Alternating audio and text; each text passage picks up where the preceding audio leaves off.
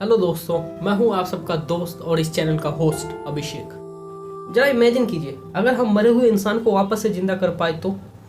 ऐसा हम सबने हॉलीवुड की किसी साइंस फिक्शन मूवी में ही देखा है। लेकिन आज हम इस वीडियो में इतिहास के उस वैज्ञानिक के बारे में बात करेंगे जिसने एक मरे हुए जीव को फिर से जिंदा करने की कोशिश की है। इसमें लगभग सफल भी हुए हैं। इंसान को जिंदा करने की कोशिश कई लोगों ने की है, हालांकि ये प्रकृति के नियम के खिलाफ है। जरा सोचिए, अगर हम ऐसा कर पाए तो प्रकृति पर इसका किस तरह प्रभाव पड़ेगा और हमें इस कारण किस किस तरह की खतरनाक परेशानियों का सामना करना पड़ेगा। चलिए बात करते हैं इस वीडियो में एक ऐसी साइंस एक्सपेरिमेंट के बारे में।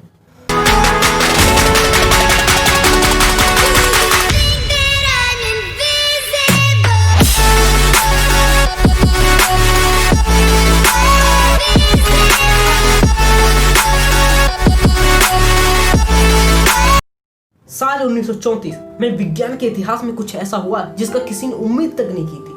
प्रकृति के नियम को चुनौती देते हुए एक वैज्ञानिक रॉबर्ट ई कॉनिस ने मरे हुए जानवर को वापस जीवित कर दिया। यह अब तक का सबसे डेंजरस और चैलेंजिंग एक्सपेरिमेंट था। इस एक्सपेरिमेंट पर एक फिल्म भी बनाई गई जिसे रॉबर्ट द्वारा प्रयोग में लाए गए रियल वीडियो का यूज किया गया। लेकिन बाद में रॉबर्ट के साथ कुछ ऐसा हुआ कि उसने इस एक्सपेरिमेंट को दोबारा ना करने की कसम खा ली। रॉबर्ट ने इस प्रयोग में कुछ ऐसे काम भी किए जिसके बाद दुनिया ने उसे मैड साइंटिस्ट कहा। मनुष्य को जीवित करने के लिए रॉबर्ट कई सालों से रिसर्च कर रहे थे, जिसके बाद उन्होंने एक ऐसी टेक्निक की इजाद की जिससे मरे हुए लोगों को जिंदा किया जा सके। रॉबर्ट का मानना था कि अगर एक मृत व्यक्ति के अंदर रक्त प्रवाह फिर से शुरू कर दिया जाए तो उसे फिर से जिंदा किया जा सकता है। इस बात को प्रूव करने के लिए उसने कुछ उपकरणों की मदद ली, जिसमें से एक था टीटर बोर्ड। इस प्रयोग में सक्सेस नहीं मिलने के बाद रॉबर्ट ने इस एक्सपेरिमेंट को जानवरों पे करने की कोशिश की। मई 1934 को रॉबर्ट ने अपने प्रयोग के लिए 5 कुत्तों का इस्तेमाल किया, जिसका नाम उसने लेजरस रखा। इन सभी कुत्तों को रॉबर्ट ने नाइट्रोजन गैस के मिक्सचर में देकर मार दिया और इसके मरे हुए बॉडी को टीटर बोर्ड से बांध दिया। इन कुत्तों के शरीर में इंजेक्शन की मदद से एक ऐसा मिक्सचर डाला गया जिसमें एंड्रोनलाइन घुला हुआ था। इसके बाद उनके मुंह में मशीन के द्वारा ऑक्सीजन सप्लाई किया जाता। एक्सपेरिमेंट के दौरान टीटर बोर्ड को जोर जोर से आगे पीछे घुमाया गया जिससे मिक्सचर आसानी से उनके शरीर में घुल जाए। एक्सपेरिमेंट के बाद पहले 3 कुत्ते कुछ समय के लिए जीवित हुए, लेकिन कुछ देर बाद कोमा में चले गए। नंबर 4 और नंबर 5 के कुत्तों को सफलतापूर्वक जीवित कर लिया गया। साल 1935 में मॉडर्न मैकेनिक्स में छपे एक आर्टिकल के अनुसार पुनः जीवित होने के बाद नंबर 4 वाला कुत्ता ठीक से चल भी नहीं पाता था और नंबर 5 वाला कुत्ता कुछ 4 दिन बाद ही नॉर्मल हो गया। हालांकि ये एक्सपेरिमेंट के बाद ये दोनों कुत्ते कब तक जीवित रहे ये किसी को पता नहीं चला।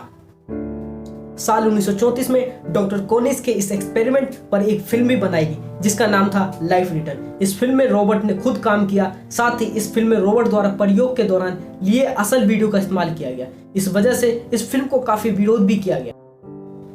शुरुआत में रॉबर्ट कॉनिस ये एक्सपेरिमेंट कैलिफोर्निया के बर्कली शहर में कर रहे थे, लेकिन मीडिया में उनके प्रयोग को लेकर हो रही आलोचना की वजह से उन्हें वहां से जाना पड़ा। इस प्रयोग में कुत्तों को इस्तेमाल किए जाने की वजह से उनका हर जगह विरोध हो रहा था। हालांकि इतनी आलोचना होने के बावजूद रॉबर्ट का ये एक्सपेरिमेंट इतिहास में सबसे सफल प्रयोग में से एक माना जाता है। जानवरों पर किए गए एक्सपेरिमेंट में सफलता मिलने के बाद 1947 में कॉनिस ने इस प्रयोग को एक मृत व्यक्ति के शरीर पर करने की ठानी। इन प्रयोग के लिए उन्हें एक व्यक्ति भी मिल गया जिसका नाम था थॉमस। कोर्ट के आदेश के अनुसार थॉमस को एक बच्चे का कत्ल करने के जुर्म में मृत्युदंड सुनाया जा चुका था। जब कॉनिस के प्रयोग के बारे में थॉमस को पता चला तो उसने कॉनिस से संपर्क किया, जिसके बाद रॉबर्ट ने कोर्ट से अपने प्रयोग के लिए थॉमस की मृत शरीर का इस्तेमाल करने की इजाजत मांगी। लेकिन कोर्ट ने उनकी इस अर्जी को यह कहकर ठुकरा दिया कि अगर थॉमस वापस जिंदा हो गया तो उसे जेल से रिहा करना पड़ेगा, जो सही नहीं हो सकता। इस घटना के बाद रॉबर्ट को गहरा सदमा लगा और उसने यह दोबारा ना करने की कसम खा ली।